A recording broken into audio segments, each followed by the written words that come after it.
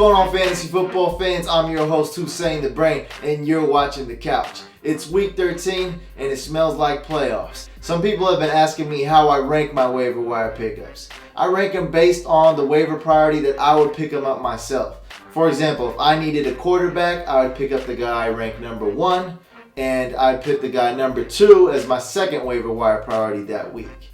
Here are the waivers for week 13. I separated the quarterbacks into 2 tiers. For my tier 1 QBs, I have Carson Palmer as number 1. He has tons of upside going against the Eagles. I really like Josh McCown as well. He's been nothing but reliable whenever he's in the game. Eli Manning is going up against one of the worst defenses week 13, and there's a high risk, high reward factor right there. Even though Nick Foles has a bad matchup against the Cardinals, I think he'll get it done this week.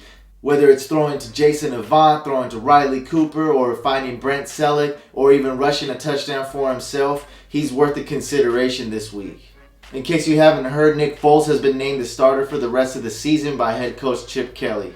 And if you're in a league where you start 2 quarterbacks, Matt McGloin has been named the starter in Oakland at least for this week, and he has a great matchup against the Cowboys. Brandon Bolden is a must pick up in 12-man leagues and has some more upside in standard non-PPR leagues as well as touchdown leagues. Bilal Powell and Benny Cunningham are worth consideration if Chris Ivory and Zach Stacy are not going to play. Both Cardinals running backs are worth consideration this week. They have a great matchup going against the Eagles. Both Dennis Johnson and James Starks are must pickups in deep leagues. Ben Tate is a bit banged up, and colder weather makes Eddie Lacy's asthma condition worsen, so that's a situation to monitor right there. And these are my top 10 wideouts this week. I expect Nate Burleson to be the second most targeted receiver over there in Detroit, and he's a good number 4 wideout to have on your team. Timothy Wright headlines my list of tight ends, and him and Mike Glennon have been building so much chemistry. Wright is a very underrated tight end.